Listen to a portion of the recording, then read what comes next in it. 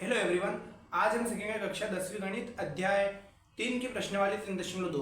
प्रश्न हमें दिया है कि निम्नलिखित समीकरण युग्म को प्रतिस्थापन विधि से हल कीजिएगा और हमें यहाँ क्रमशः दो समीकरणें दी गई है। इन दोनों समीकरणों के माध्यम से हमें प्रतिस्थापन विधि करनी है। और प्रतिस्थापन विधि क्या है, तो हम इस प्रतिस्थापन का मतलब या इस प्रतिस्थापन को यूं कह सकते हैं कि इन दोनों समीकरणों को हमें फिर से स्थापित करना है।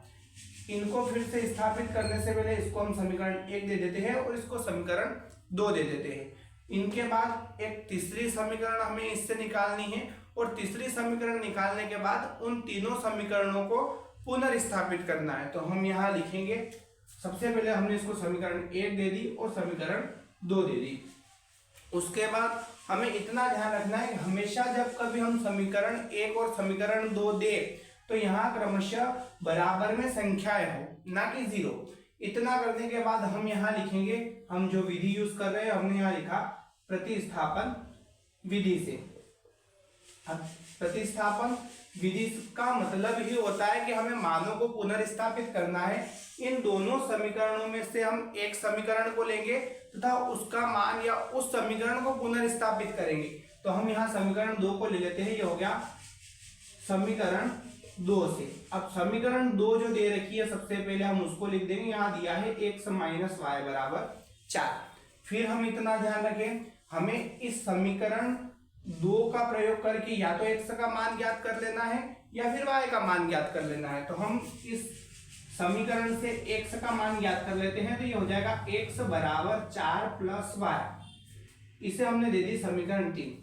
हमेशा हम इतना ध्यान रखें कि जिस समीकरण से, चाहे वो पहली हो या दूसरी हो, अगर नई समीकरण निकल रही है तो x अथवा y का मान कभी उसमें नहीं रखाएगा। मतलब यूं है कि अगर हमने समीकरण 2 से समीकरण 3 को निकाला है, यानी हम समीकरण 2 को पुनर्स्थापित कर चुके हैं। अब हम इस समीकरण 3 से समीकरण 1 को पुनर्स्थापित कर लेते हैं या इस x का मान समीकरण 1 में रख देते हैं। तो हम यहां लिखेंगे समीकरण 3 से x का मान समीकरण 1 में रखने पर, और समीकरण 1 हमें दी गई है x प्लस वाई बराबर 14। अब हमें ध्यान इतना रखना है कि जहां x है वहां हमें मान लिखना है 4 प्लस वाई। तो हम यहां मान लिखेंगे 4 प्लस वाई।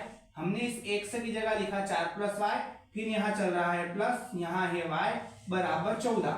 y और y को हम जोड़ेंगे, ये हो जाएगा 2y बराबर 14 और 2y से उधर चल रहा था प्लस का 4। यहाँ से हम y का मान ज्ञात कर लेते हैं। प्लस का 4 बराबर से इधर आके हो जाएगा माइनस का 4, यानी ये हो जाएगा 2y बराबर 14 माइनस 4। इसके आगे हम इसको बढ़ाते हैं तो यहाँ बचेगा 2y बराबर 14 में से 4 गए 10 बचे। y के साथ 2 गुणे में हम इधर भेजेंगे, बटे में चला जाएगा, यानी y का मान आ जाएगा 5।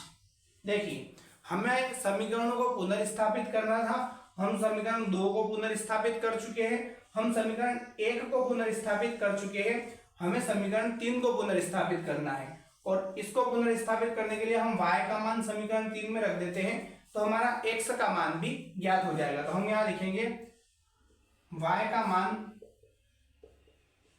समीकरण 3 में रखने पर।